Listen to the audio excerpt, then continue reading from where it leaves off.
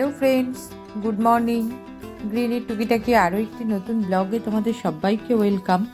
আশা করছি তোমরা সবাই ভালো আছো। তো চা খেয়ে নিচের কাজ খানিকটা সামলে আমি চলে এসেছি এখন ওপরে। আর দেখতেই পাচ্ছ যে কত জামা কাপড় জমেছে, পুরো বালতিটাও উপচে পড়ছে, এত জামা কাপড় জমেছে। তো এখন ওয়াশিং মেশিনটা চালিয়ে দিচ্ছি, তবে একবারে সমস্ত জামা কাপড় হবে না, মনে হচ্ছে দুবার চালাতে হবে। তো আজকে যদি দুবার সময় পাই তো চালাবো, তা না হলে আবার আগামীকালকে আরেকবার চালিয়ে দেব। ওয়াশিং মেশিনটা চালিয়ে দিয়ে ওপরের কাজগুলো সব সারবো, আর ওপরের কাজগুলো সেরে তারপরে নিচে যেয়ে রান্নাঘরের কাজকর্মে হাত লাগাবো। বাজার করে নিয়ে চলে এসেছিল অনেকক্ষণ আগেই, তবে আমি জলখাবারের পর্বটা মিটিয়ে তারপরে মাছে হাত দিলাম। আর বাজার থেকে অনেক রকমের মাছই নিয়ে এসেছে, তার মধ্যে এনেছে হচ্ছে ছোটো চিংড়ি। আমি আনতে বলেছিলাম, ছোটো চিংড়িটা আজকে ইঁচড় দিয়ে করব। আর বাদবাকি এই মাছগুলো সব তুলে রাখবো, আজকে আর কোনো মাছই করব না। তার কারণ গতকালকে আমি মাছ রান্না করেছিলাম, সেখান থেকে মাছ রয়ে গেছে। তো সেই কারণে আজকে এই মাছগুলোর মধ্যে কোনো মাছই করব না, শুধু আমার কাজে লাগবে আজকে এই ছোটো চিংড়িটা। মাছগুলো সব ফ্রিজে তুলে এবারে বাকি কাটাকাটিটা সেরে নেব। সবটা কাটাকাটি আমার হয়েছিল না, শুধু এঁচড়ের জন্য পেঁয়াজটা কেটেছিলাম। এবারে কাটছি হচ্ছে আলু পোস্ত করব, তার জন্য আলুটা কাটছি, আর এঁচড়ের জন্য আলুটা কাটবো।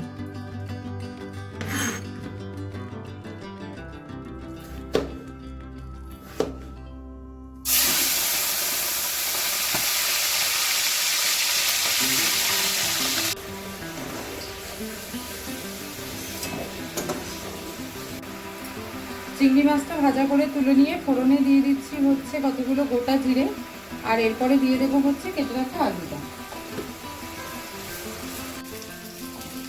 আলুটা দিয়ে ভালো করে ভেজে নিয়ে তার মধ্যে দিয়ে দিয়েছিলাম হচ্ছে পেঁয়াজ কুচি আর টমেটো কুচিটা। এবারে দিয়ে দিলাম হচ্ছে আদা রসুন বাটাটা। আদা রসুন বাটাটা দিয়ে ভালো করে কষিয়ে নেব, নিয়ে তারপরে দিয়ে দেবো হচ্ছে হলুদ গুঁড়ো, নুন, মিষ্টি, জিরের গুঁড়ো আর লঙ্কার গুঁড়ো দিয়ে ভালো করে কষিয়ে নেব।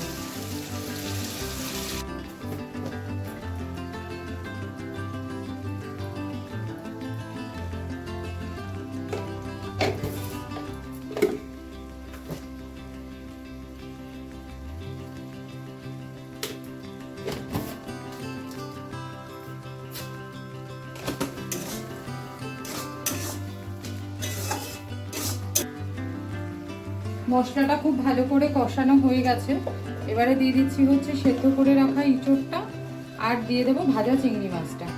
এই দুটোকে দিয়ে খুব ভালো করে কষিয়ে নেব, নিয়ে তারপরে সামান্য জল দেব।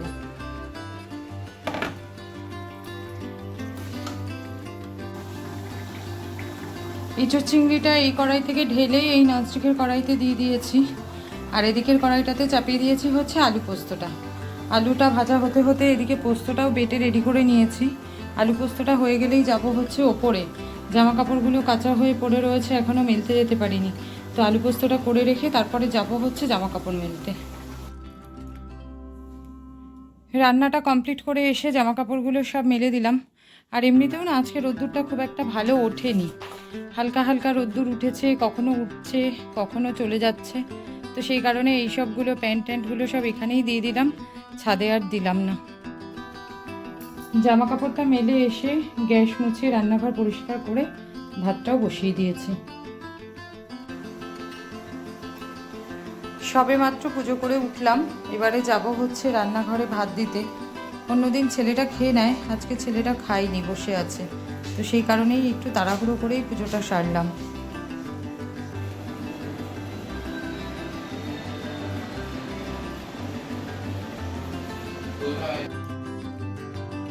চলে এসেছি রান্নাঘরে। এই হচ্ছে আলু পোস্ত, আর এই হচ্ছে ইঁচড় চিংড়ি। ছেলেটার জন্য ভাতটাও বাড়া হয়ে গেছে, এবারে দিয়ে দেবো ওকে ভাতটা। আমি খাওয়া দাওয়া কমপ্লিট করে এই ঘরে বসে টিভি দেখতে দেখতে বেদানাটা ছাড়ালাম, কারণ বেদানা ছাড়িয়ে গুছিয়ে হাতের সামনে না দিলে তো ছেলেটা খাবে না, আর বেদানা নিজে নিজে ছাড়িয়ে তো কোনো মতেই খাবে না। তো ওকে দিই অর্ধেকটা, আর আমি খাবো অর্ধেকটা। চলে এসেছি রান্নাঘরে, আর রাতের যে সমস্ত কাজকর্মগুলো থাকে সেগুলো সব সারবো। চাল নিয়ে নিয়েছি, চালটা ধুয়ে ভেজাবো।